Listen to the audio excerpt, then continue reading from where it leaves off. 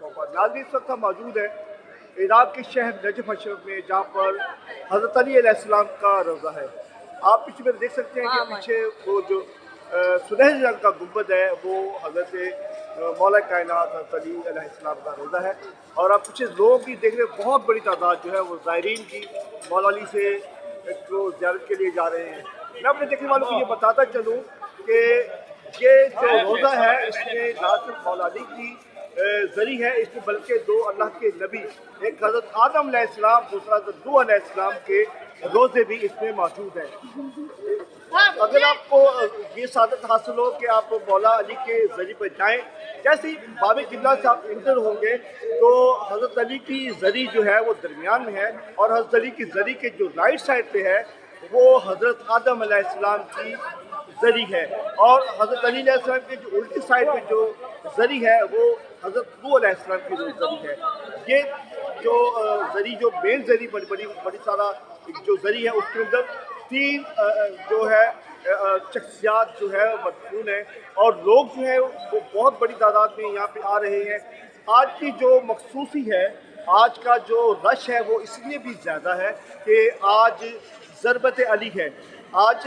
رات فجر کے بعد عبد الرحمن بن ملجم نے مسجد کوفہ میں حضرت علی کو سجدے کی حالت میں ضرب لگا کر جو زخمی کیا تھا، وہ زہر بتائی جا رہی اتنی زیادہ زہریلی تھی کہ ان کا جو اثر ہے وہ اتنا خطرناک تھا کہ اگر کسی اور کو لگتا تو فوری وہ ان کی جان جا سکتی تھی۔ لیکن حضرت علی علیہ السلام کو آج رات یعنی کہ 19 رمضان کی شب جو ہے وہ مسجد کوفہ میں وہ جو ضربت لگی تھی وہ مسجد کوفہ میں تھی۔ آج اسی نسبت سے جو حضرت علی علیہ السلام کے روزے پہ لوگوں کی بڑی تعداد جو ہے یہاں پہ آ رہی ہے اور زیارت کے لیے آ رہے لوگ۔ ایک اور آپ کو بتاتا چلوں اپنے دیکھنے والوں کو، آج نجف اشرف میں تمام دنیا سے تعلق رکھنے والے مسلمان یہاں پر آپ کو نظر آئیں گے، تمام رنگ و نسل کے لوگ، تمام زبانیں بولنے والے لوگ، نہ کہ علاقائی ہیں نہ مضافات سے ہیں، پاکستان، انڈیا، UK، جہاں جہاں مسلمان بستے ہیں وہاں سے تعلق رکھنے والے لوگوں کی بڑی تعداد اس وقت جو ہے وہ یہاں کا رخ کر رہی ہے۔ تو بہت ایک پرنور مناظر ہے جو قابل ذکر اور قابل دید ہیں۔ آپ کو بتاتے چلوں کہ حرم میں اس وقت بہت زیادہ رش ہے۔ میں حرم سے باہر ہوں،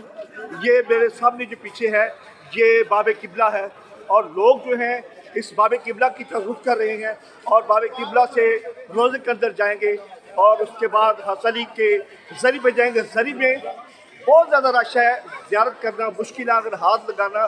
آج کس رش میں ممکن ہو جائے تو بہت بڑی سعادت کی بات ہے۔ تو یہ آپ کو ہم حرم کے باہر سے ساری اپڈیٹ دے رہے ہیں، امید ہے کہ آپ کو پسند آئی۔ آپ چینل کو ایسے ہمارے فیس بک پیج اور لائک کریں، اور ہمارا YouTube کو بیل آئیکن کو پریس کریں اور سبسکرائب کریں۔ اسی طرح آپ کو مزید ویڈیوز ہم آپ کو اپڈیٹ کرتے رہیں گے۔ شکریہ۔